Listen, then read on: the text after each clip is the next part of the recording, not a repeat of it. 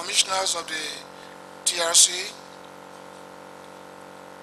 distinguished Liberians gathered here, commissioners, paramount chiefs, elders who arrived early this morning from Nimba County, former commandos of the Special Forces of the IMPFL now disbanded, to the great forces of Laird and Model, without whom democracy will not prevail today. I end up being for these great forces fighting dictatorship to enthrone democracy, peace, and stability. Liberia would not be what it is today, and I won't be here called senator sitting before the TRC to give my account of the role I play. Before I go further, I would like to say that the last time I talked about Chairman Verdier, talked about Sheikh Afome Conneh and others, I would not ask anyone to recluse himself. I will not stop my story because some of them were involved in the crisis. I will go right on explaining my story. But my concern is that the people before whom we sit to explain our stories themselves have story to tell. And I do not know to whom they will stand to tell their story. These are the distinguished personalities who are responsible at the end of the day to come out with recommendations either for war crime or whatever against us or whoever. I just want you all to know that I have come here in obedience to my conscience and by popular demand of the Liberian people for me to come personally and be present off camera to tell the Liberian people and the world what led to the crisis that I was involved in and to let them know my role. I did not know many years back that there would be a TRC, that I would sit before it to explain. But what I did was I prepared for the future because I always look into the years with prayer. So I prepared my memoir. And don't be disappointed, don't be discouraged because many of you may want me to stand and just begin to narrate. I don't want to be distracted, so I will read most times from my memoir. And then at certain times, I will begin to explain orally. Many speakers have been here, they have explained their role. I listened attentively to the narration given by Dr. Fambula, a great philosopher, a professor. I listened to Comrade Joe Wally. I listened to so many people. What I'm here to do today is I explain along the line. I will make comments on most of those stories that they gave, not to condemn them, but to make amendments. Because in the narration, there were some omissions, and I will fill those gaps with whatever was missing there. I do not need to dive into 1847 because whatever those who came on this soil in 1847 were accused of having one-party system, whatever those who came, Liberians who came back to this great nation, whatever they were accused of, I guess they paid the price in 1980 because they were overthrown. So I don't need to go back into that history, narrating who came here, who didn't come here. Now, my involvement actually started in 1985, November 12. Minus 1985, I was an unknown soldier, quietly moving here, doing my job, performing my duties as a soldier, in obedience and defense of my nation. So I will start from 1985. As you know, in 1980 there was a coup against a one-party system rule, a coup against the American Liberian. And when the coup was staged, no one forced the junta to go on the radio and announce to the Liberian people and the world that they will indeed turn over the government of Liberia in the democratic elections in 1985. And in that election, the junta members would not be partakers. They said this to the world. They promised Liberian people. They charged the old regime or the three party for corruption. In fact, not just corruption, but rampant corruption. Hardly had they gotten seated when corruption reached at the peak of Mount Kilimanjaro. And when they begin to travel far and near to other countries and begin to enjoy life and in their various positions that they occupied, something began to happen. Many of them did not want to any longer adhere to their own promise to turn power over in 1985 to the people of Liberia. Confusion broke out among the ranks and file of the PRC. The regime began to design phantom coups. It was difficult to know the real coups and fake coups. Whatever the case, the revolution began to eat its own babies. And people began to be executed. People began to be tried in kangaroo courts where they had no due process of law. And I took interest. I took interest in praying. I took interest in making sure in my mind, praying in my mind, praying in my heart, that this guy should go. Because even the very regime they accused and executed his members, in that regime, from the days of Tottenham when I was small, going to school, I never heard of so many coups as I heard of in the Dole regime. I never heard of many executions. I never saw so many executions in the Dole regime, in the previous regime, than the one Dole carry out. So I wanted this government to be removed, but how? I didn't know the how. I didn't know how to get Dole government out of power, but in my mind, I was no longer in support, because many of our colleagues were being slaughtered in cold blood, they were being lied on, they were being executed. For example, Wesson coming from football field was arrested simply because he held a different ideology than that of Samuel Doe. Nelson too and I joined the army in 1974. Harry Johnson, so many of our colleagues were killed in cold blood because of phantom coup that were designed by the junta leader himself, simply because they were not in favor of the prolongation of his military rule. So I wanted this government to go, but I didn't know how. So that was the case with me. Now, in his desire, in the attempt to perpetuate his rule, the army at the time was a broad-based army. The armed forces of Liberia consisted of all the tribes.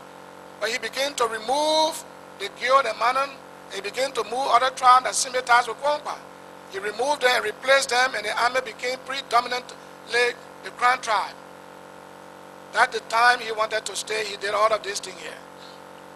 As time went on, he suspected Kwangpa, being a brave man, being a great man, most popular in the revolution, among his colleagues, among the people of Liberia, they admire him. He transferred General Kwangpa from the position of a commanding general to that of the Secretary General, and Kwangpa refused.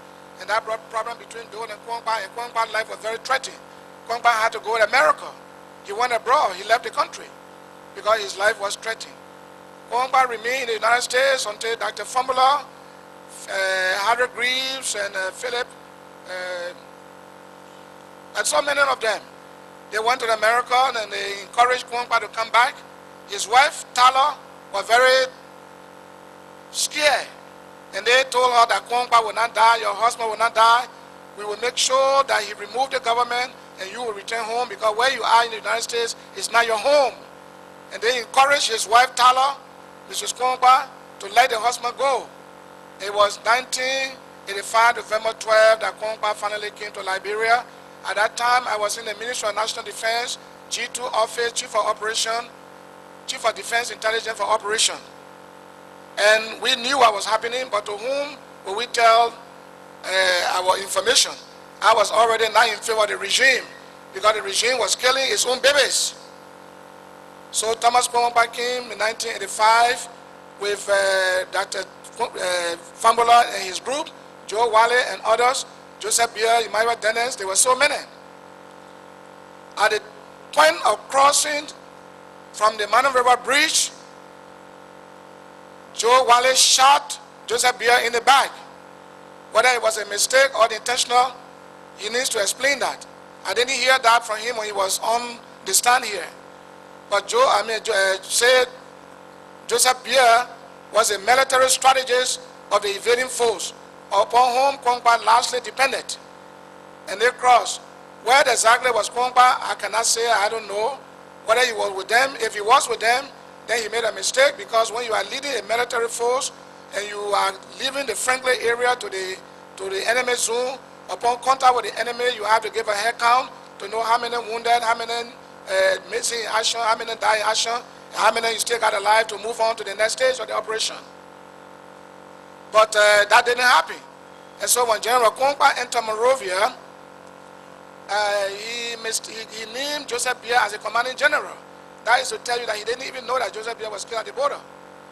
So that is where I'm going to tell my story, November 12, 1985. Johnson, Prince Johnson, and the events. On the morning of November 12, citizens of Monrovia had a rude awakening by the sounds of machine guns, fire, and rocket-propelled grenades, vibrating from the executive mansion, the home of the president, and also the Liberia Broadcasting Corporation, LBS. Shooting persisted throughout the morning until General Kongba's voice was heard on television and on radio. I am General Thomas Kongba. The government of Samedo has been overthrown. Though it is in hiding, there is no escape for him. The National Patriotic Forces have taken over the reins of power. We do not want bloodshed. The officers and men of the armed forces of Liberia are hereby ordered to disarm and remain in the barracks. We have sufficient manpower to attack the country by land, sea, and air. Now, this speech that General Thomas Kongba read was prepared by Dr. Famula just before they invaded the country. That he didn't need to depend on the armed forces of Liberia. Why did he do this? Because they wanted to neutralize Kongba. They wanted to keep him in isolation because there was a coup d'etat among the very group that came to remove Doe. Now let me elaborate. The group that came was 35 in number. 30 Sierra Leoneans that were given them by President Momo of Sierra Leone upon the influence of Dr. Famula, who has a Sierra Leone connection. And there were only 5 Liberians. The 5 Liberians were Joseph Beer, Emmanuel Dennis, Copper Tier, Kongba himself, and Makui, Major Makui. These were the 5. And so the plan was, look, don't encourage the armed forces to come near the general. If the general should succeed in killing Doe, then you guys should kill Kongba immediately and invite me to take the reign of power. And then let the world know that Kongba died in action. And that was the plan. And so when they came to Monrovia, I went to join them. I was at my house that morning when the sound of gun began to vibrate. I saw 2 journalists, my colleagues, my friends. We lived together, and for many years we knew each other. And that is, what is it, Charles Bayon, and another guy, Kwame Clement. They came to my house and said, Johnson, there's a shooting at the station. We would like to go there, but we are afraid. And I said, okay, if you are afraid, then you wait, we go together. So I went with them to make sure it was really Kongba speaking or not. When I got to the radio station, this is the time I met General Thomas Kongba. I met him at the time he was leaving the radio station himself, coming out, when the Sierra Leone guy arrested me and disarmed me. Because people were not to take guns in there other than those who already came to the country.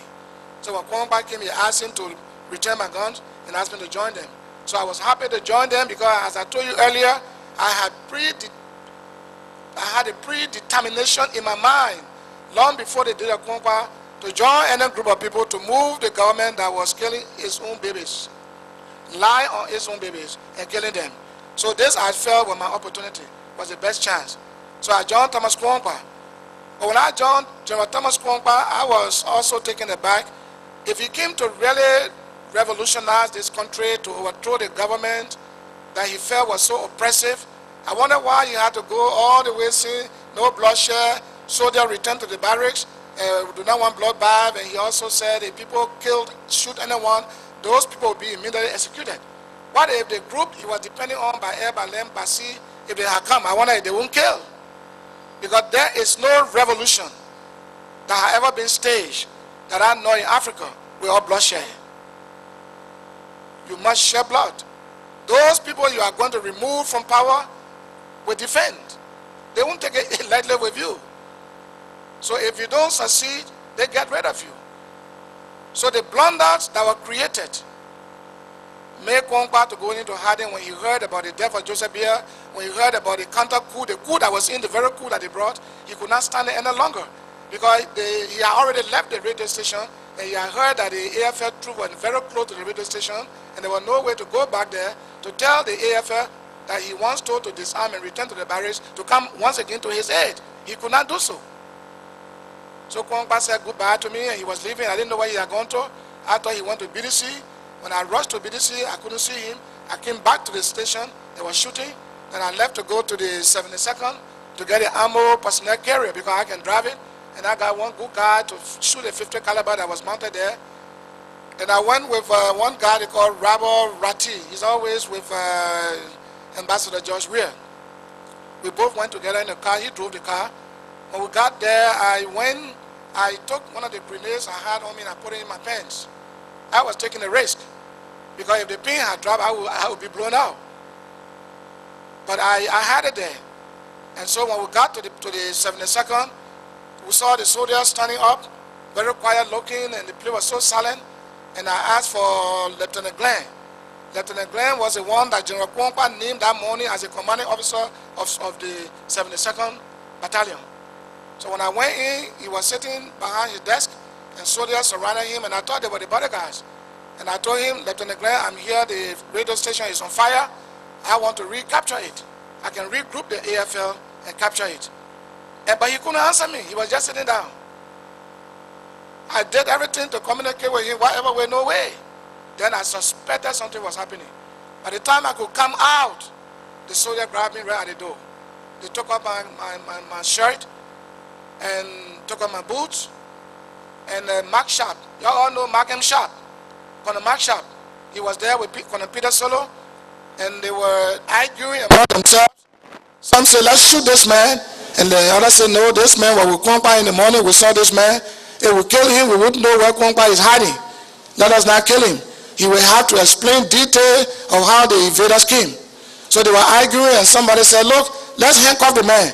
And then I just showed my hand like this, and they handcuffed me in the front. A handcuff that had no key, no one there had a key. There was only one soldier that had a handcuff, and they handcuffed me in the front, and that was it.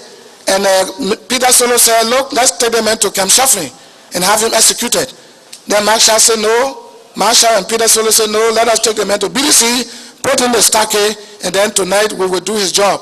That means to kill me at midnight. So they put me in the armor personnel carrier, and with soldiers on top. And we drove from 72nd through Ghana's Way, through the Freeport area, and we got to the bridge, Tucker Bridge. And when we crossed the bridge, I thought we were going straight to BDC. They too were afraid because they didn't know what was ahead of them. So we went to Slipway. I did not know that the AFL had a branch established there by Conneh Mark Sharp. So they took me there, and he got down with few soldiers to go in the house to communicate to headquarters in BDC, with headquarters in BDC, whether the road, everything was quiet, whether BDC was under control of the AFL. He wanted to get the information. So as I was sitting there, the handcuff was matching my hand, going to my flesh. I put my hair up, trying to look at the Due River so I could jump off and swim. And my heart was telling me, no. God was telling me, don't go there. My heart was telling me, don't go. You will not swim better with this cuff on your hand, and you will be killed. Just remain where you are. And I did. I went back into the tank. And Mark Sharp came out from the house. He got in the tank, and we drove to BDC. As we got from Lane Street, we went in the motor pool. He saw some soldiers whom he discovered that morning to be with Thomas Kwankwa. And he stopped the tank and ordered the soldiers to come down and arrest the few soldiers that were there. Then as he got down, I put my hand in my pants. It was not very easy, but I did. And I took out the grenade and held the grenade in my hand. So as they came and got down, and the marshal came in the tank, other soldiers they arrested, they were on top of the tank, two came in the tank and joined me. Then as soon as I discovered they have gotten seated and they were about to pull up, I dropped the grenade right at the feet of Conneh Mark Sharp. And I said, grenade! And Marshall and his group opened the tank and fled for their life. And when they fled, I came out. Marshall is a living witness. He's still alive. Many soldiers from BDC who know the story, they are here. Then I ran outside the gate, multiple gate, right on Lane Street there. There's a gas station there. At the back of it, there was a government toilet there with Red Cross.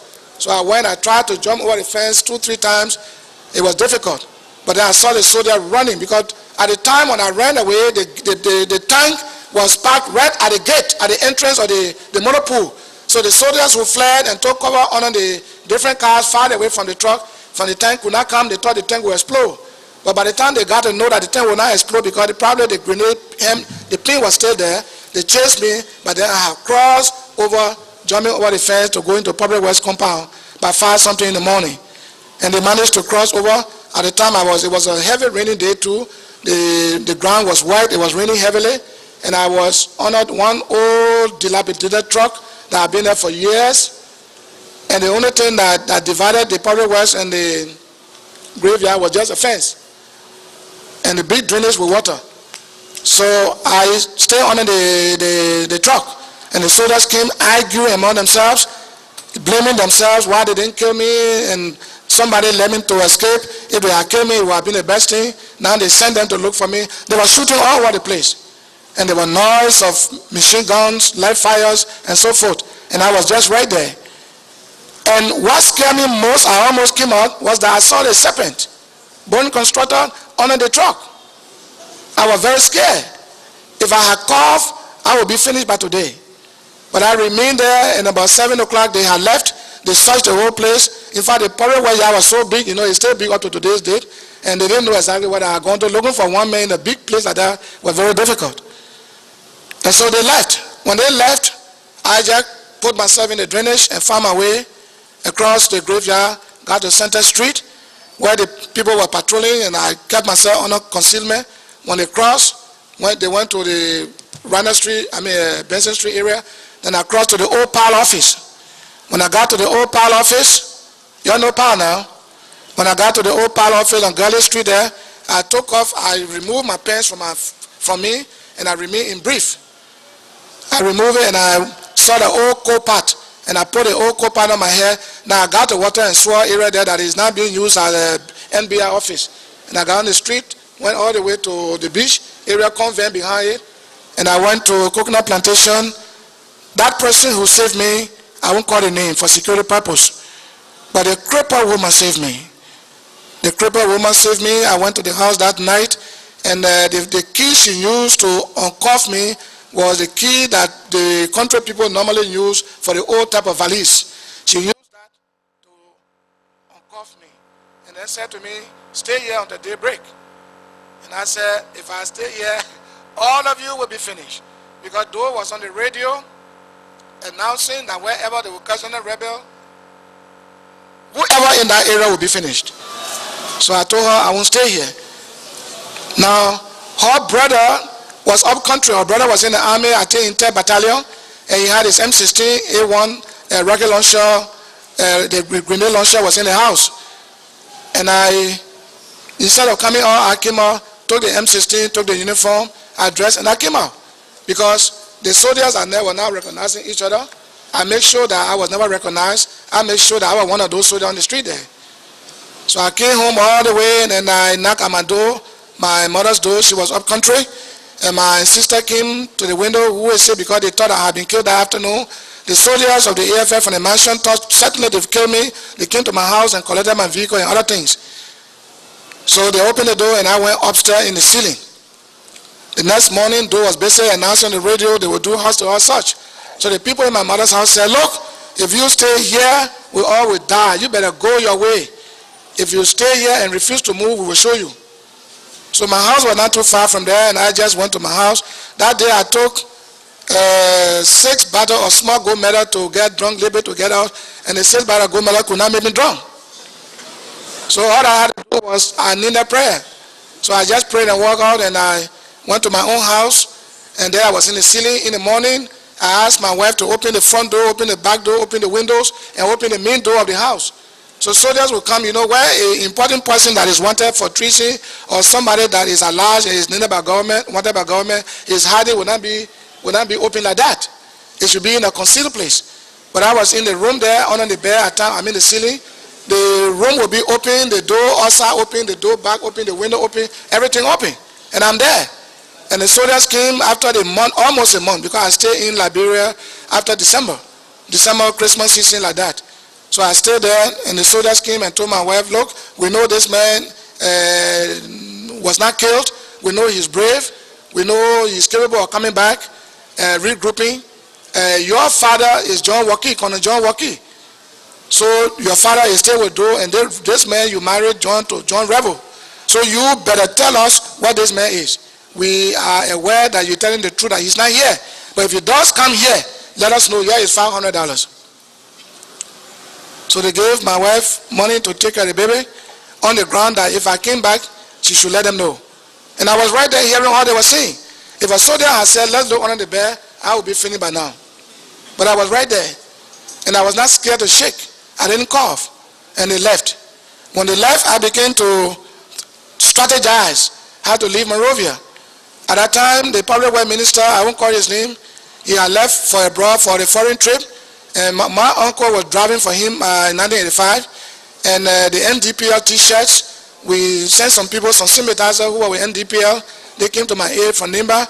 They gave me as many NDPL t-shirts, caps, and they brought it to me. And they said the minister was not in town. The driver brought a car to me, RL. And we wore the t-shirt that morning by 7 o'clock in the evening after a month in Monrovia. And put more drinks in the car. And we began to go as NDPL partisans. So every checkpoint we waved to them and told them, thank you, victory over the invading foes. So we got to Salala, the maximum gate. We got there, I was very hungry, and I saw the lady that was roasting plantain. And I had sat in the car, jammed up with the people. My leg was giving me problem. And I just took the chance. I said, Lord, I'm hungry and I'm going to buy something. Cover me up. And I got there and I was buying plantain, 4 plantain, roasted plantain. And the soldier was there and they didn't know who that was. I'm a member of the NDPL. I'm a partisan. And after all of that, I went away to the Côte d'Ivoire. Nobody knew who was in the car until I got to Ivory Coast border. And I threw the t-shirt, everything away. And I crossed into exile. In exile, we began to look for our colleagues who are scattered, who are run away from Liberia, especially Lieutenant Cooper Tier did not die during the crisis. He escaped and went to Ivory Coast. And so I sent people out to help locate where he was, and they did. They came and told me, and I went personally to visit him, and I told him, you did not run away, you retreated to stage another maximum battle. So let us close ranks. Let us join ranks. And so we began to mobilize. And we mobilized as men. Though we didn't have money, we didn't have any place to train the men, but we kept them together. I did my best to keep them together. Refugees spread all over the western coast of Côte d'Ivoire. We brought them together, and every Saturday we used to meet in my town. A very large number of people. And the news got to Liberia, and Moses Dupu came to join us. The first person who crossed over was Nicholas Podia. Podia came to join us. We received him. He brought some money, and because he was former vice head of state, he had traveled extensively. He knew many foreign lands. We decided to make him our leader since he could be the one to lead us for training. So we told him to be our leader and find a way for us to go to foreign country to be trained. He accepted gladly. We all accepted. It didn't take long. Dupu also came. When Dupu came, he wanted to take leadership of the group. That was not possible because he didn't have money like us, and we wanted Podia. So after spending a few time with us, he had to go to Nigeria, where he took refuge with the United Nations High Commission for Refugees in Lagos. So this Podia stayed with us. We were in Zouanouye, in Côte d'Ivoire, we went to Danale, and finally to Abidjan, where we met Conneh King. Conneh King had a means of finding base because he was in contact with Blaise Compaoré. Because Blaise Compaoré married the wife, the former wife of the late A.B. Tubber. So he was connected there very closely. But he didn't want to make the contact for her, though he knew we were very brave guys, and many in number. But he didn't want to help us because he was not in conversance and not in favor of social indigenes, grouping and say they want to overthrow. He needed an American Liberian leadership. And he told us that, in fact, your in-law will soon be coming. Charles Taylor, though the jail Taylor in America, and they wanted to extradite him, we are trying to get him from America. We'll get Taylor from America. He married to your sister. All of you Nima people are your daughter. So will you accept Taylor when he comes? We said, fine. He said, when Taylor comes, then I will now open the door to lead you to places where you can quicker get training base and train and come and move Samedo. So we remained there. And we're asking how Taylor was going to be free. He said, well, there was a diplomatic arrangement that was being carried on by a few American Liberians, not all of them per se, and with the help of Ramsey Clark, the former Attorney General of the Supreme Court of the United States, we get him out. So Taylor did not break jail. Taylor did not break maximum jail.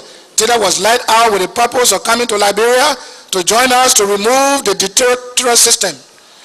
And so Taylor he got free, went through Mexico, other places, and came to Liberia. When he came to Liberia, he met us in the Côte d'Ivoire, and we dearly welcomed him. But we had not told Podia then that we didn't want him any longer, because he had the money, but he didn't know training base. He didn't have any direct contact. He needed to go around asking people, and we felt then that he didn't have that much contact. Now Taylor, who has come as our brother-in-law, were attached more important to our plight than anybody else. So we accepted Taylor, and he was with us. And while we were there, Taylor was still afraid of Podia, because Podia was still interested in making inroads in ensuring that training be provided wherever country he could find it. So what happened was that there was a guy among us they called William Obe. William Obe in Monrovia served as a bodyguard to Podia at his house. And so William Obe was with us. So Taylor told him, say, look, you know what? William said, no. Say you are washing Podia's clothes and you normally clean his house and you have the key. I'm going to invite Podia at my house here in Abidjan. And while I'm entertaining him, we are discussing about Liberia and the way forward. Go to the house, break the room, steal the bed with all the money and the passports, and destroy them. Bring the money to me later. Once you have the key, he wouldn't know that you broke it, because you would tell him that as I left from here to go, the house had already been broken into. So that was the strategy put in play by Mr. Taylor to incapacitate Podia. So that was done. And Podia cried bitterly because no passport, no money. At the last resort, he ended up in washing Madingo people dishes. That morning food they can face with rest water. Podia started washing. It was very, very bad. And Taylor did not want Podia to follow us. That was very bad. At the time, his plight declined seriously. Podia now decided to contact Victor Hager. That was the Lebanese man I mentioned here. Victor Hager, the late.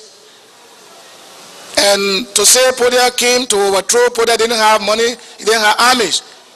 I am seriously of the thought that Victor Hager may have contacted Doe for money business and told Podia, your former soldiers are grouped in your favor, they are at the border to help you come back home, to remove Doe. So when Podia crossed, they arrested him and said he came to overthrow. Podia did not come to overthrow. That was not the case. And so we put Podia out of the way. We Dropu also out of the way. We never saw Dropu again because he was in Nigeria. And we were left alone with Taylor and ourselves. And so Blaise Compaoré now decided to introduce Mr. Taylor to Blaise Compaoré. And after the introduction, Blaise Compaoré bought the idea. But Thomas Sankara was not in favor. And we didn't know that. We were not told while we were in Côte d'Ivoire that Blaise Compaoré, that Thomas Sankara was not in favor. We were not told. We didn't know. So a series of visits were made by Mr. Taylor to Ouagadougou, And the end result was, okay, you can come. So they flew us in one group by group, and we all gathered in Ouagadougou. When we got in Ouagadougou, when my group got there, my group was a fifth group. There were other guys there already. When we got there, we were told that we were going to be arrested in a few hours if we did not comply to remove Sankara from office. That Sankara was not in favor of any evasion, he was not interested, and that he would arrest all the Liberians and send them back to Liberia. And that caused panic. So the group, because Sankara was the president, Blaise Compaoré was the deputy head of state and commander of the poor barracks. The poor barracks consisted of the commando units that provided security for the mansion. So you see how it was very easy for Sankara to be removed. So the group that was in the barracks with the commandos, the Liberian group, were requested or ordered to join the group of Burkina-based commando units to remove Thomas Sankara and to pave way for us to stay in Burkina Faso, to go into Libya, to come out of Burkina, to come out of Libya back to Ouagadougou. So that was how Thomas Sankara was removed. And we got to Libya. When we got to Libya, there was another group from our group. There was a first group that was dispatched. But all along this line, we had not discussed who will be our leader. We accepted Taylor as our in-law to help us save Nima Kante from the oppressive system of Samedo. But we needed to have a leader.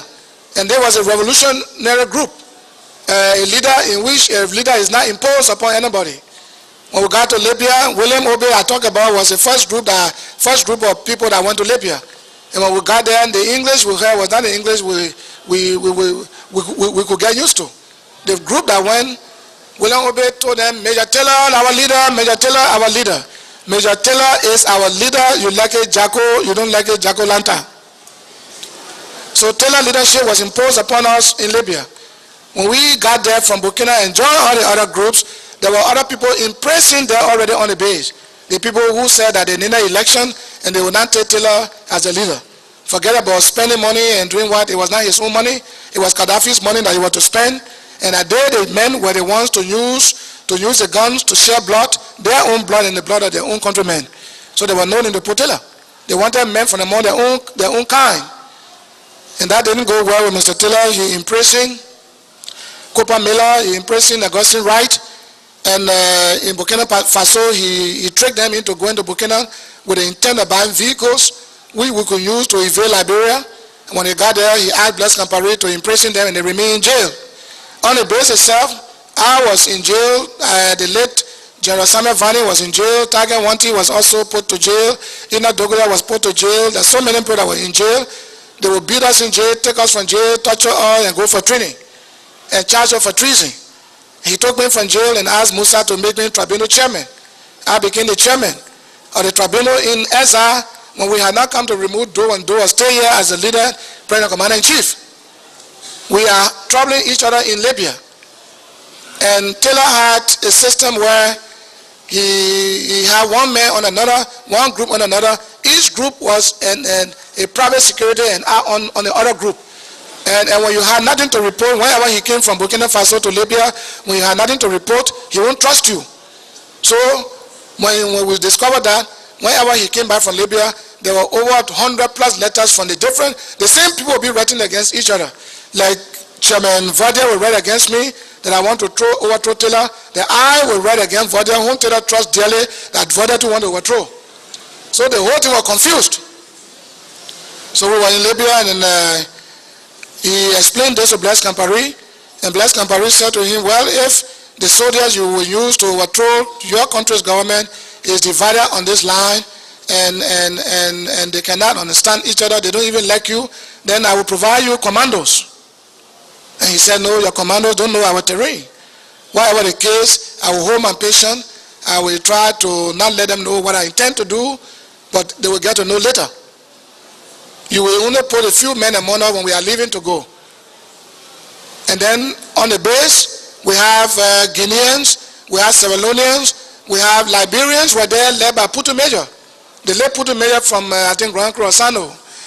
And these guys were sent there by Burma Famula through Joe Wally, a Fambulo British. So they were in Libya. But when they gave Joe Wally and the group money to go and bring more recruits for training to come and invade Liberia, money was free, they didn't go back. And they left those boys abandoned, and those were the guys that we absorbed into the MPFL. Taylor brought them on board because his own group now, he could not trust so many of us. So he brought other groups from the Liberian group that Famula sent there. He brought also the group from Sierra Leone. He brought other groups. But the group from Sierra Leone did not have leadership because the leadership was giving money to go and bring more recruits too, and he decided to build a supermarket in Guinea, Conakry, and abandon the men there in Libya. So all these groups were brought on board. Saint Taylor knew that the men he had, though they were small in number, but very qualified, very tactical, very proficient, but what was lacking according to him was the obedience and submissiveness to him. So he had to bring other groups on board to neutralize this Liberian group. So we went through series of trainings, tactical trainings, airborne training, jungle warfare, whatever the case, all phases of military discipline we went through to come and attack Liberia. We wanted to attack Liberia, launching a seaborne attack, but the Strait of Gibraltar was blocked by the U.S. warships because there were sanctions on Libya at the time. So we couldn't make it. So we couldn't pass through Ivory Coast. And we thought we could pass through Ivory Coast, and that was the only hope for us. That was the only option. But we decided to use Sierra Leone. So Mr. Taylor said to us, look, so we cannot pass through the Strait of Gibraltar from here to launch a seaborne attack, stay on the high sea and come on shore with boats to launch the attack, and there's no way. Let's try Sierra Leone. Because once upon a time, MPFL that I am now head of today passed through Freetown. Did not just pass there, but President Momo, who is still president at the time, when we were in Libya, provided men for Kwangpa to invade Liberia. So Taylor now left to go to Sierra Leone with one Prince Bagley. So Prince Bagley now took him to President Momo and introduced Mr. Taylor to him. And the idea of using Sierra Leone was accepted by President Momo.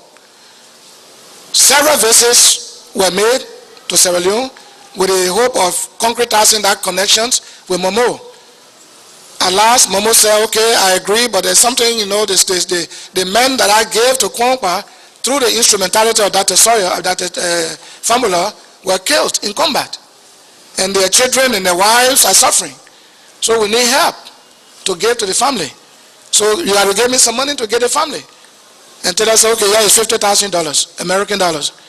I do not know exactly how much President Momo received from Taylor as his own personal gain. But $50,000 was given to President Momo for the family members of the soldiers that died in action in Liberia that Kwangpa brought. When that was done, he said, okay, there are some houses over there, look at them. The one you think is okay to accommodate your men, go ahead, take it, furnish it very well. If you do not have the time, give me some money to furnish it, put mattresses, fridge, and everything you need. At least for the 1 week and a half that you will want to stay in Sierra Leone to rest until you invade Liberia. So Taylor gave him the money. Taylor thought it would be cheap on his part if he sat there to buy those things himself. So he gave the money and everything to Momo with the hope that Momo would put everything in the proper place. And Taylor left to come back to Libya. He briefed us fully. We were very happy. After 2 weeks, he got signal from Momo that he should come to Sierra Leone to inspect the facilities. And when Mr. Taylor got to Sierra Leone, at Longay Airport, he was arrested upon Momo's order. Momo had left yesterday to London and left the order to arrest Charles Taylor today. Taylor was arrested and put in prison, and the order was to beat Taylor 25 lashes every day for 5 days. So they flogged Taylor. The first day they flogged Taylor. The next day, then one gray-haired man came and said, look, I want to help you. Taylor said, let them beat me. You are old. He said, I want to help you. I am fully single. I been here for many years for coup d'etat against, I think, Shaka Stephen or Maga. He has stayed so long in jail. Sorry, he has stayed so long in jail, and his time was just about to over within 3 months. Is there any problem?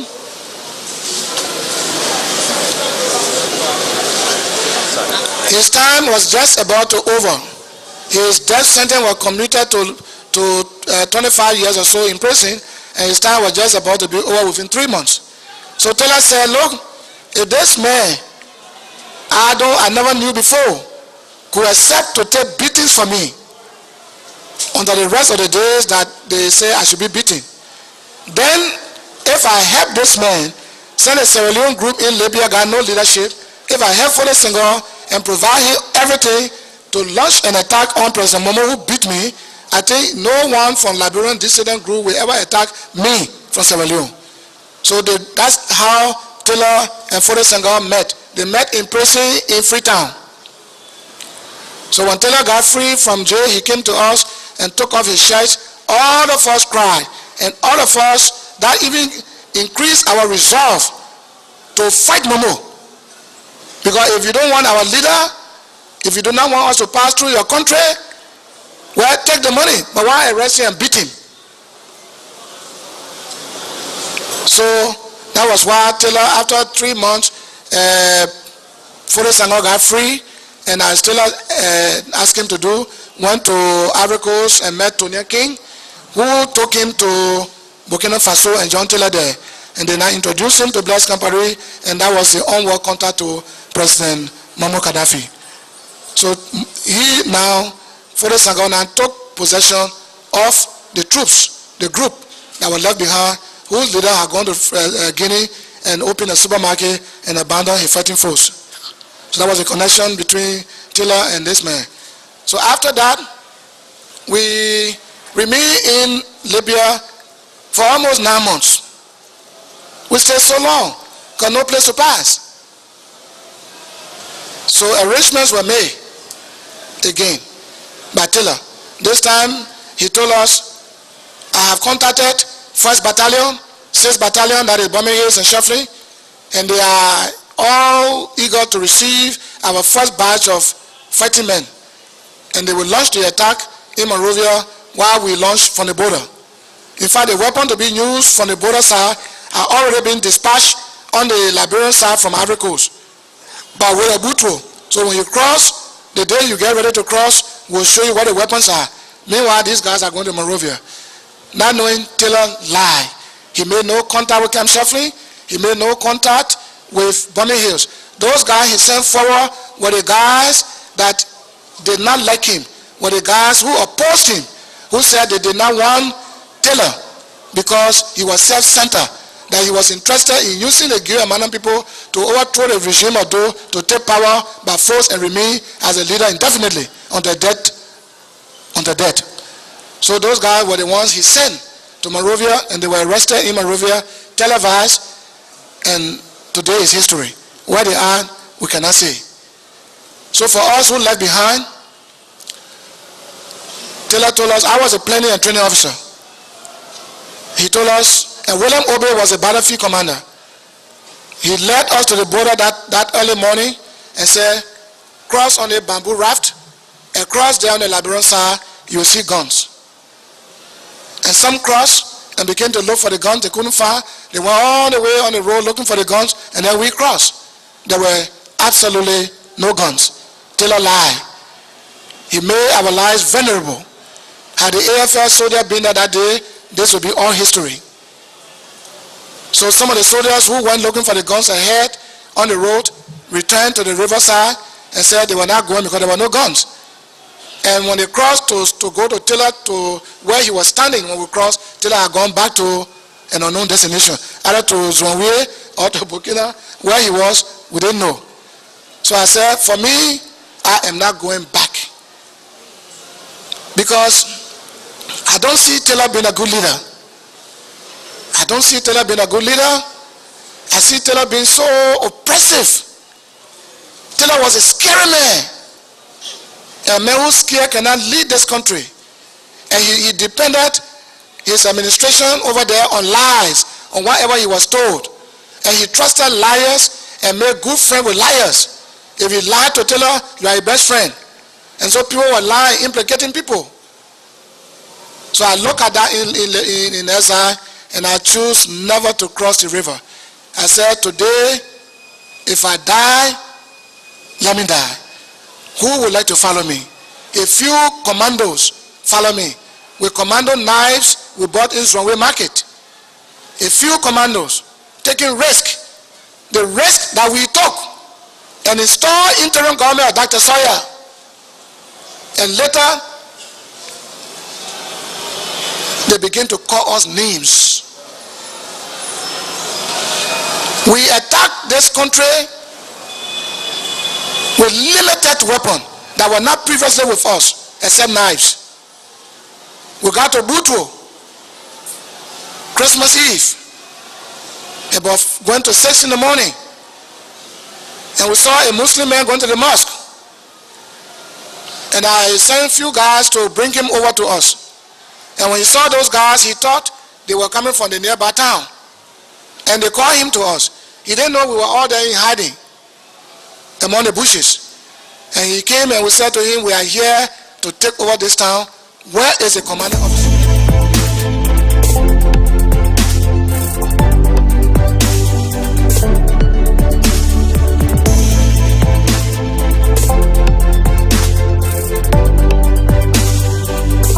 He said, I'm living in the same house with the commanding officer. In fact, good news. We know that Kwangba did not die. We know Kwangba is alive. But there were lies told that he died, but we are convinced that he's not there. I said, that's true, you're right. Kwangba is with us here right now. So, he said also that the commanding officer left Monrovia like yesterday and brought more supply for the Christmas season. It was on Christmas Eve. They brought uniform, they brought guns, they brought ammunition and so forth. Rocket prepared grenades and everything. So we asked him to take us there. And he took us there and we lay on the doorpost. He knocked the door and the man answered, who was it? He called his name and the man opened the door. By the time he opened the door, we shot him in with a knife and operated on him. And that was how in his storeroom in that building, we now dressed fully with military uniform. We now took the RPGs, we now took the GMGs, the light automatic rifle, the M16A1 rocket launchers, everything they brought, we seized it.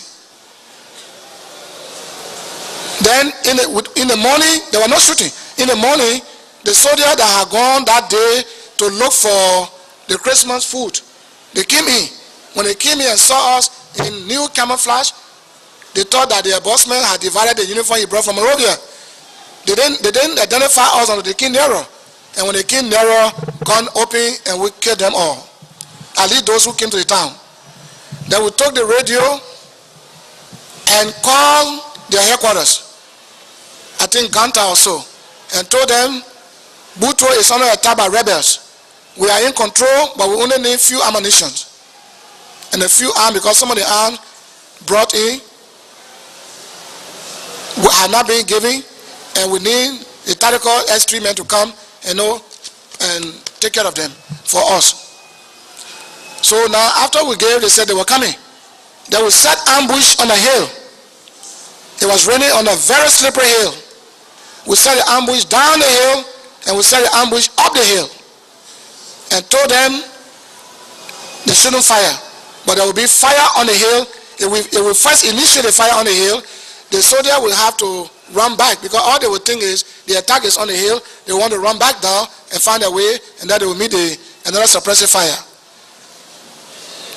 So, but the battalion that was coming, the unit that was coming, brought its own equipment, its own basic load and other ammunition thing requested for by the unit commander.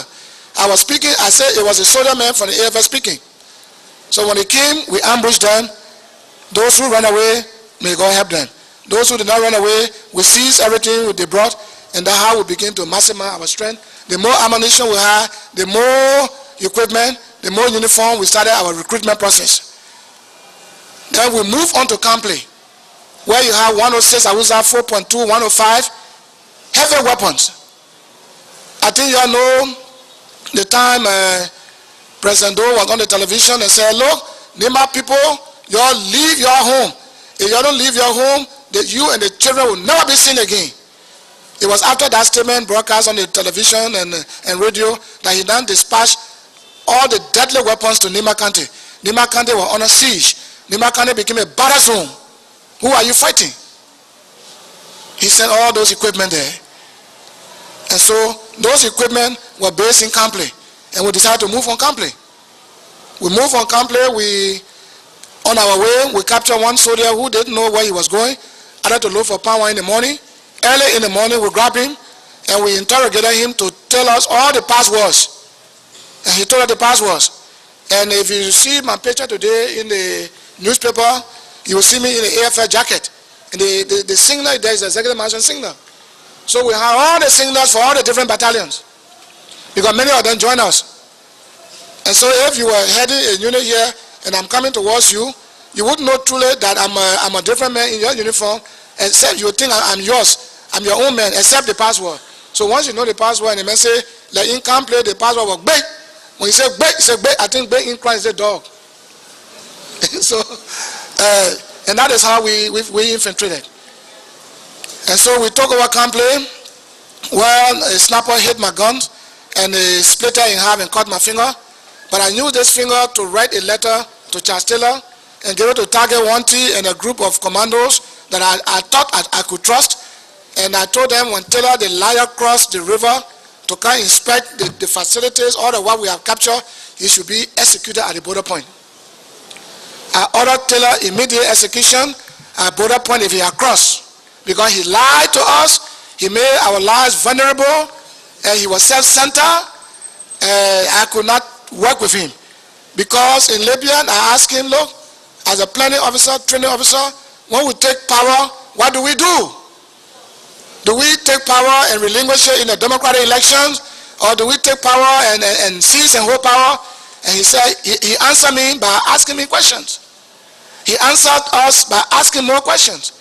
We are in Libya. Nassau will say, yes, sir. Since Gaddafi took over 1969 from his uncle, King Idris, has he turned power over? We said, no, sir. He said, President Iyadima, when he took over as a sergeant, himself and Colonel Gaddafi, they were sergeants. And when he took over, he hasn't turned power over. Iyadima himself, has he turned power over? We say, no, sir. He said, okay, why should we take power and hand power? He said, look, the ACLDL, he said a group of Liberians in America, he called names. He called Harry Greaves. He called many names. He said, these people, on the other hand, are giving us support, financial support.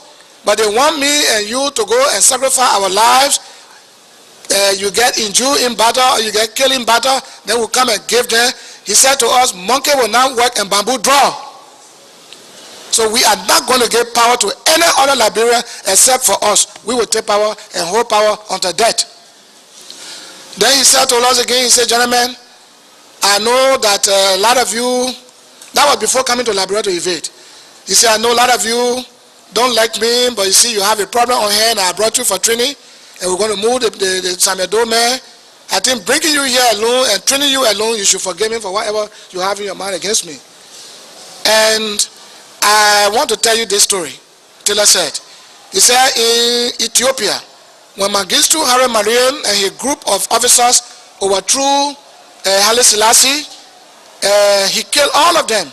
There was a state program to which all of them were to attend, and all the provisional ruling council people gathered there waiting their commander-in-chief to arrive. He instead sent a group of armed men and they massacred those provisional ruling council men. I don't know what he really meant when he said this story, but he later said to us that it's not going to happen to you. I'm not going to do it to you. But then why did you say the story? But I later got to know in later years that he committed the brave men in combat always to die in war. And whenever you are a strong man who captured so many targets, he will continue sending you to more targets to die there. He never trusted strong combatants. He always isolated them. He would prefer the late Azem Musa, who would kill Debare and bring him closer. He would prefer Benjamin Yuten, who would lie on people, like that. Those are the people he wanted. So, because of all of these things, I said, I won't work with Taylor. So when Taylor crossed the border, you'll get rid of him. But they never got rid of him. They instead told Taylor the story, the secret. So Taylor did not cross to Liberia when I was at the border point. He remained far away. The only place he crossed was from Africa to Bopley. At that time, I had already come so far in Tapley and moving on to Monrovia. So many places I captured and left. My objective was not to capture, seize, and hold. My objective was Monrovia. Our objective was Monrovia. And you say you cannot move men of various ideas, various behavior characters into combat with all drawing all guidelines. I drew out guidelines, that is SOP, to govern the activities of our men in combat. If you rape, it's execution. Rape itself is capital crime. And you wouldn't want your daughter to be raped, so don't rape anybody's child. So if you believe life is sweet, avoid raping. If you break people's homes to steal, then you are as good as a man we are going to fight. Then you face the penalty. So these are some of the rules we had. Don't break banks. If you break banks, you destroy the economy. Then it's useless going to force Amedo. So we got all of these guidelines. And when you enter town, don't take people cutters. Don't take people cutters. Don't force women to sleep with them. I know during the situation like that, a lot of them will want you.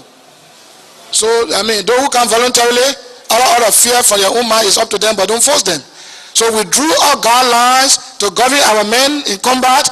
I taught the UCMJ, Uniform Code of Military Justice in Libya for the 2 years we were there, and I taught my Special Forces commandos even when I broke away. So I told them, here is that, choose it by doing all of these above, and choose life by avoiding the above. So that was the first thing I did. That is to have command and control. I had to put these guidelines in place. And the men and women of the Independent National Patriotic Front, now disbanded, came with me under my direct control. I had control over the men. I had direct control over the men. But human beings, sometimes you can't tell them. Somebody will say, I'm going to go urinate, I'm going to go do this. Unless somebody came and told me why the men were over there, this is what he did, I wouldn't know what he has done. So as I speak to you,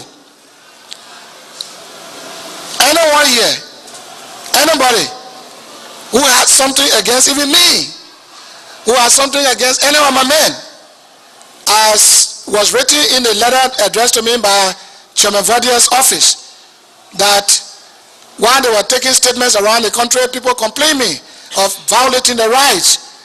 I would like to know the violation that I carry out, the violations that my men carry out, because we save lives, we save properties. We were interested in the lives of our people. When we came to Monrovia, hunger was everywhere. People were eating casemen, dogs. Dogs finished in Monrovia. Cat were finished in Monrovia. People resorted into eating flowers, buggery. You could not find flour. Life was very deplorable. And I saw thousands and thousands of people offender. And I promised them that I would take the port and bring food to you. Where the food was surplus at the port. I didn't keep the food for myself. I fed the public. I fed even the interim government national unity. All of these things we went through. So I don't know where in the world we will be killing people at random while we say Newcretown, Bushwa Island, Clarendon, West Point, all over Monrovia. I do not understand. Why will we be killing people at random when government officials that will do up to the time we arrive, like Dr. Peter Naga, like Dr. Alfred Kula, there were so many of them, Serena Ford, so many of them who surrendered and came to save their lives were rescued by my men, by my revolutionary forces. So I do not know where we came wrong on an allegation that we massacred this, we massacred that in Burmans. In Burma, there were no massacre as was alleged by other people I've been reading. But when you come to that here, we will go ahead and answer whatever question that will be posed to us by the commissioners over here. So, now back to the invasion. So we broke away from Taylor. When we broke away, we were thinking of a need to adopt. And I said, because of General Thomas Kwangwa, our former leader, I would not want to get any other different name, but I will use the same name, MPFL, but I will only put I. IMPFL means I mean peace for Liberia. That means Independent National Patriotic Front. Because we need peace for Liberia, we abided by the ECOWAS Peace Accord. We removed Samuel Doe from office and installed the interim government headed by Dr. Sawyer. We were not ambitious. We wrote a book, The Philosophy of the IMPFL, The Guns That Liberate Should Not Rule. In there, we specify why we fought and lost men, why we fought with our blood and never took over. And yet today, those we save, those we redeem, those of us without whom there will be no interim government, those of us without whom Taylor will have riding the city and taken over by the force of guns, can now today turn around and call us names. And they made me to leave this country, to go into exile. Even while in exile, they pursue me. Dr. Sawyer pursue me. And with the support of Dongayaro, they put me under house arrest in Nigeria for 9 months. I will come to that, because I need to explain all of this thing here. So when he comes tomorrow or day after, I will hear what he will say. And when he lies, I will still come back here.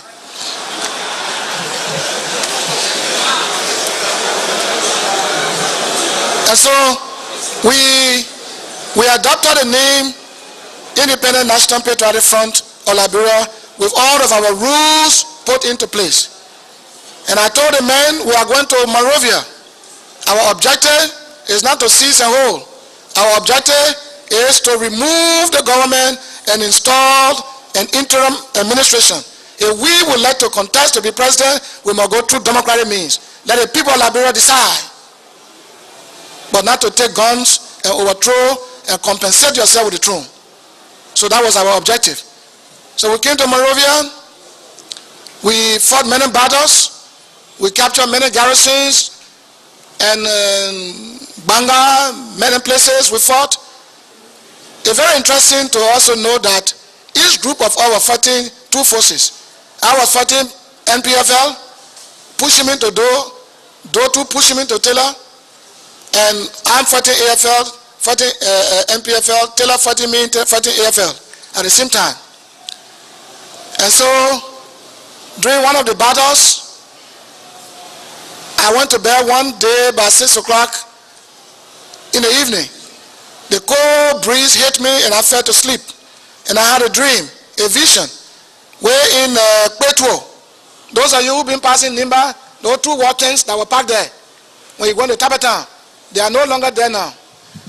So I went to Petro because of the constant attacks on me by NPFL.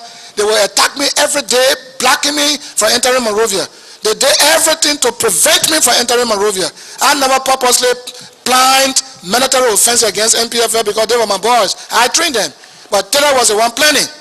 So I now decided that I would leave Samuel Doe alone and attack Taylor and block him from ever entering Monrovia. I would push him across the border.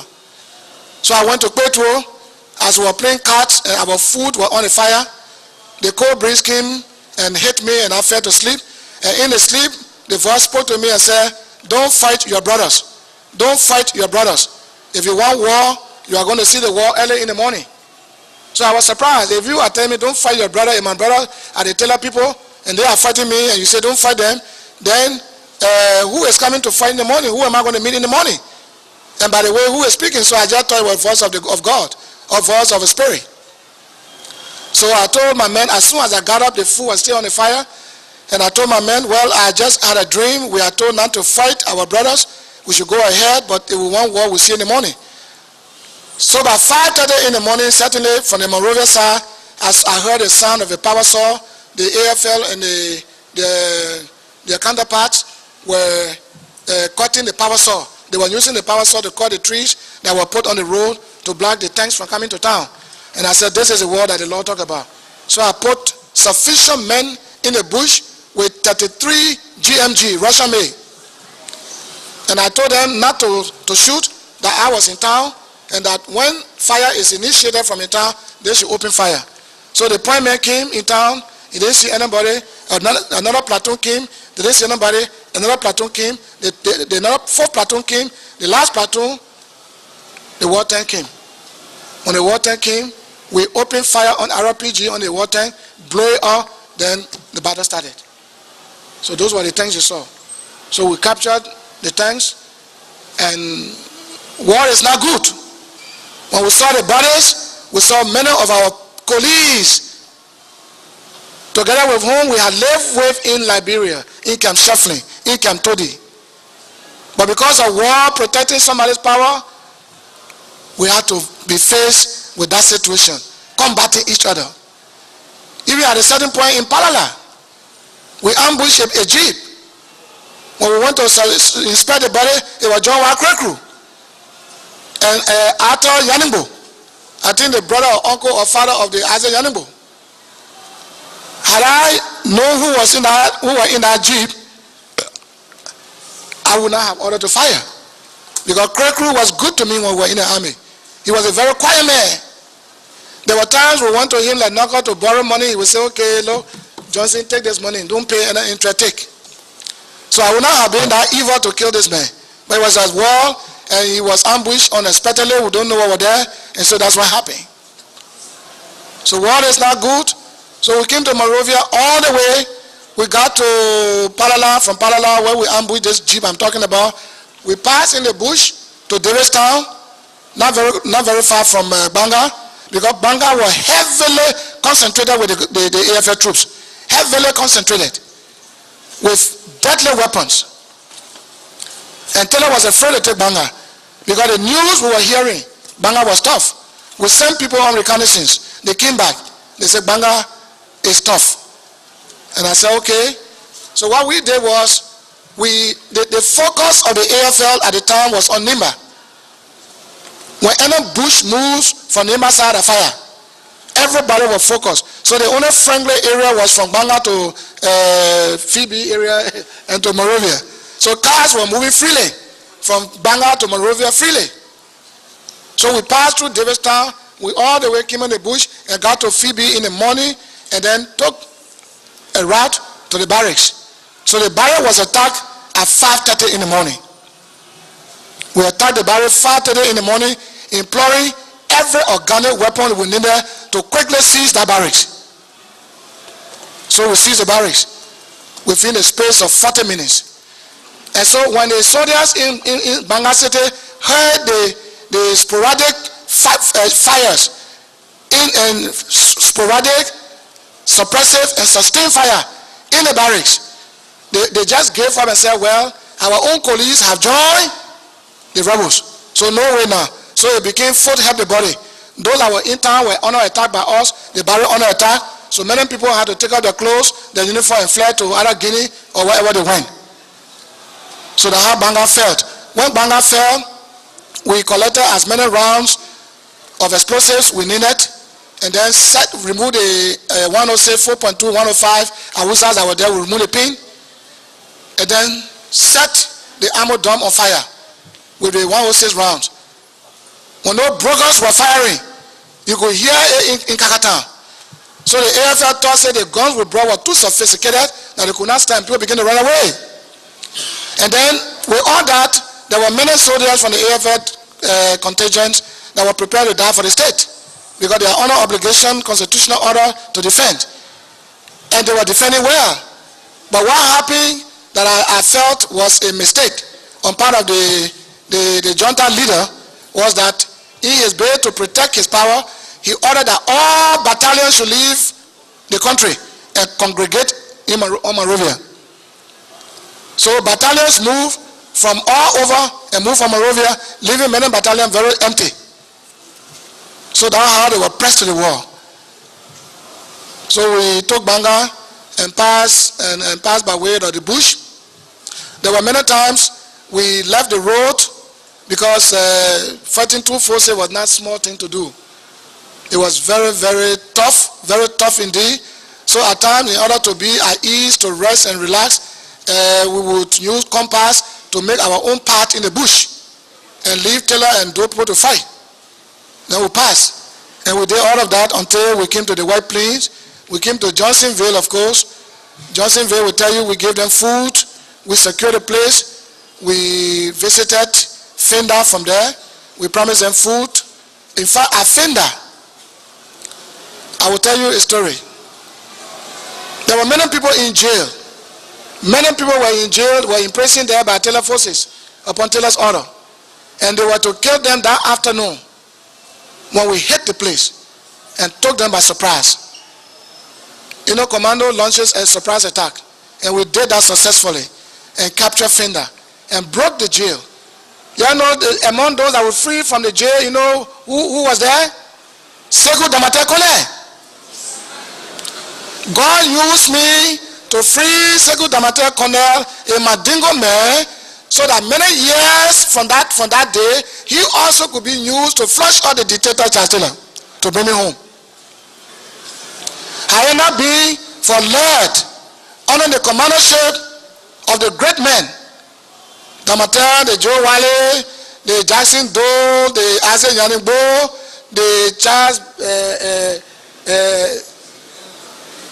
this man who had a problem with Charles Benny, all these great men. It will not be possible for you people to sit here today. Not possible. It will not be possible for me to come home to partake in the elections, to be called a senior senator. Even when the United Party dropped me by word of crook in Sekous, my hometown, and declared to the world that Nimba County had rejected Prince Johnson, Nimba County came out in the numbers to disprove those lies. Nimba County came out and gave me the higher vote in the Republic of Liberia, making me the senior. And those who engineer my fall in Sekous, some of them become junior today. Those who didn't want to see me called honorable, I'm honorable. By the grace of God, I am who I am. And today, the peace that has been made possible by those who pick up the guns, those great revolutionaries, I think we should give credit to them. The politicians should stop calling us names, killers. After all, as a son of Nimba, and a Liberian, and a revolutionary, I didn't just come here shooting gun. I didn't just come here fighting. My people, Liberians, my people, Nimbanians, were under siege. I fought. I had to fight. We were pushed to the wall. What we did, we were prepared to do. When you have your wife, you always beat her every day. One day will slap you. Even if she's not able to beat you, she will resist. You know the story of 300 babies, 300 children, babies, that were taken from their mother's bosom in Nimba and brought here and paraded all over the streets of Monrovia, and eventually ended in dumping them alive in a well. They failed the well, the Dole regime. The government that's supposed to protect lives and properties of the people became the killers of the people. I could not stand to see my people be wiped away. When President Dole was on the radio telling the world Nimba people should leave their home. Leave their home to go where? I will kill them all, to include their children. No, we want to survive. We have the right to live. The Constitution of Liberia gave us the right to live and gave you the right to defend us, to protect us, to secure us. There was a state of anarchy created by Dole regime. And there was no choice left but to speak the same language of the bazookas. We were pushed to the wall. There were times in Liberia, there were times in Monrovia, you could see headless bodies. Body one side, the hair one side. Headless bodies of Nimbanians. The people of Nimba could not speak their own dialects, be it Mana or Gyo. Whenever they went to rent a house, are you Gyo? Yeah, no place for you. Because wherever Gyo and Mana resided in Monrovia, they were the target. We were miserable. Our people were led to the slaughterhouse like chickens and slaughtered. I had to come in the defense. Nimba County, our home, were under siege, were under military occupation. We had to flush them out of Nimba and pursue in the capital. That's what we did. And we came to Monrovia. We took over Cardway. I used Cardway as a base to attack Monrovia. Monrovia was very tough, but we managed to take over. To cross those two bridges, you had to be tactical. We lost men. We lost great men. And may their soul rest in peace. The politicians who fomented the trouble, who fooled though, who misled though, they fled the country. They could not come back until we brought them. Today, they call us names. Today, they talk about military tribunal to be established in Monrovia. They call us perpetrators. Who are the perpetrators? The gun-toting man or the politician with the cash who made the base possible and the training? Who are the perpetrators? So they should stop calling people names. When Joe Wally was speaking, I admired Joe Wally. He made some salient points. The war in Africa has taken so many of our brothers, of our children from here on all sides, on that side. You are living here on town bomb. I summoned the defense minister of Liberia to my office. I'm the chair of National Defense on the committee. And I told him, we are Yakubas. Here you call Gyo. We are in touch with our people in Africa. Our people are there. The different factions have different Liberians. You have the first group of people here you have dismissed, or you have retired, or you have dancers, and you're not catering to them. Job creation is very important after war. Calling names, ugly names attached to combatants who fought to defend you, to bring peace, will not help us. Encourage investors to come. Open the door for more employment. No employment is taking place. What we see in every ministry downsizing, the intelligent way of sacking people to replace them with their own people from the diaspora. That should stop. Because the people who are going to Ivory Coast, if it is true, from the intelligence we receive, they are watching what is happening here. They are hearing what is happening here. They are in touch with their colleagues. The new army we are forming to defend this country know that there was an army in place that defended the country so many hundred years. The way you will treat them, they will think you will treat that way too. What you do to the old army, they will think too, maybe you will do it to them. You got to be careful what you do. Job creation is most essential. Otherwise, poverty alleviation or poverty eradication is a mockery. It doesn't go to the poverty eradication. It's not only paving roads. It's not paving roads. It's creating jobs. And the people can get 3 meals a day to eat. No problem. But many politicians, bad politicians, they believe that when they come back and are suffering, they now war, they should eat finish. When they got nothing to do, then they're weak, then they're tired. No. A hungry man is an angry man. And an angry man will disturb you. We don't want disturbance, so we need to work. When there was petrol shortage or hike in price, I talked to Harold Greaves. Harold Greaves, who brought my first cousin to Liberia, General Thomas Kwomba. Harold Greaves, who made Kwomba to leave his home in the United States and brought him and died and left his family suffering. He's not doing anything to help the family back there. He is self-centered. I went to him and said, look, Mr. Greaves, I am capable from Kuwait to bring 5 million metric tons of gasoline every month. If I bring the price load on my business, I want to help. I want to help so that I can equally help the government as I did in the past. I donated drugs when I came from Brussels. I did that. But these people don't want you to get money. They want you to suffer, and they come and enjoy our sweat. It's very bad. So you, the TRC, tell authority they're doing good. The old lady is doing very fine. But the crooks that are around, they better do better. The government is moving on good footing, but they should teach, they should bring good idea on board. The president is old, and is getting much older, and will not want to leave bad legacy. I am of the convention, she will leave positive legacy. But those old crooks, let me tell you for example, how will you be ex-president of Liberia or interim president or ex-president, then you come again to become chairman of Good Governance Commission? Which Good Governance Commission? When you are the head of state or the interim. You printed money signed by Barronta, and that money Barronta was not confirmed by the legislature. if a man is nominated and not confirmed, how does he sign a legal tender note? All of these things. Then they come back and say, with all the Liberia cannot run. So they begin to recycle. Well, if you brought back that the Amos Sawyer, good governor commission, bring back Sangaworo, you former head of state too. Bring back Moses Blah, former head of state too. Ruth Perry cannot be brought because she's not well. Why you pick and choose? So we came and told Monrovia.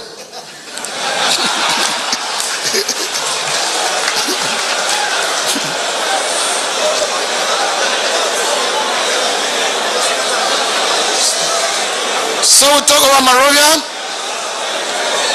When we took over Monrovia, a few days after taking over Monrovia,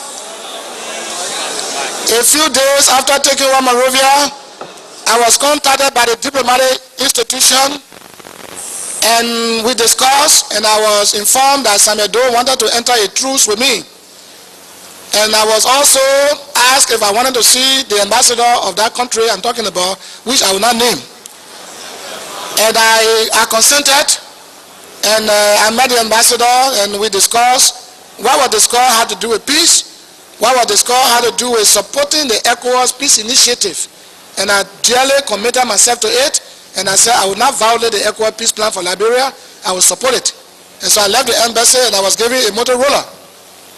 The reason I was given a Motorola to try to control, they gave me Motorola, they gave Taylor Motorola, they gave Doe Motorola, but in the interim, they had interest in installing Taylor as president.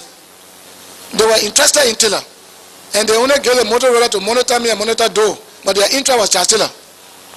And what I was told that I complied with also was that when I took my missile on the Ducal Hill and pointed to the Banshee and BDC to fire, I was told that many civilians are taking refuge there and I shouldn't shoot. It would be considered massacre or genocide. So I complied with that. I didn't do it. So Taylor too was almost at the university. We were at Ducal, we were at the football field, Busekwada. None of us could go on the ground that the place was overcrowded with civilians. And entering that mansion would be deadly. It would cause the death of so many civilians and children. And we shouldn't do that. So all of us obey. It was not out of weakness.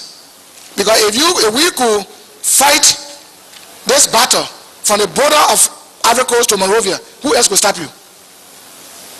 Everything you employ in the combat, you could employ it to enter, even if it meant bombardment. But we didn't do it. We had to consider human lives. So within that period, having contacted me, Thompson came. Because I was told also that once Sally Thompson were going to come to me. So Sally Thompson came to me and saw the idea of a truce with Doe as proposed by the embassy. And I agree. I sincerely agree. And we met him at the Douglas Church. And we discussed. And I told Thompson, well, go and tell Samuel Doe I agree. He went to the mansion and they discussed there, and Doe was very happy. Because he was engulfed on all sides. And the next day, Thompson came to me and told me to draft the truce. And I said, you drop it. He drafted it. I amended it. And then he took it to Doe to see. And he brought it. But in that agreement, we agreed to join forces to fight ECOMO. Whether I was really in position to fight ECOMO that I made to come here or not, well, that was Doe's business to determine that. Whether I who brought August 24, 1990, the peacekeeping force for all over Africa, whether I will sign paper with Doe to fight peacekeeping force, then it was her business to determine whether I will be truthful to that truth or not truthful. And we agreed that all the charges leveled against me when I fled the country for treason should be dropped.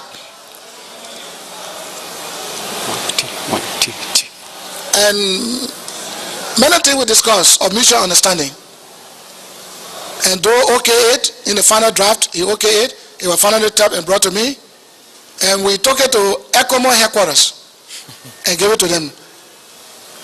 the place where it was mentioned that we should join forces to fight ECOMO, the ECOMO saw that in the agreement. And when Sally Thompson left, they called me. They said they're coming to see me. They say, is it true that you and those John to fight on your son here? I say, that what we sign. But in reality, I cannot fight you. Because if, your military might itself is one thing. And then if I want to go to any African country, it will not be possible if I join you to kill, the peacekeepers. So I said, that is not going to work with me. So you trust me, you depend on me. They were still afraid. So that truce was signed. And in the truce, we mentioned that whenever a ranking officer from those side wanted to visit me, I should be notified. And the same with my group too. He should be notified. And don't give me more ammunitions in our bid to fight ECOMO. I requested for more ammunitions. And I gave him 500 bags of rice.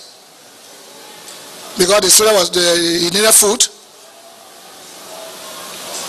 And so there was a schedule according to the agreement for me to visit BDC. So I visited BDC. That was the first time face to face we met after signing the truce. Where he said that the ECOMO was a CIA creation. And that he's being placed under attack because the CIA don't like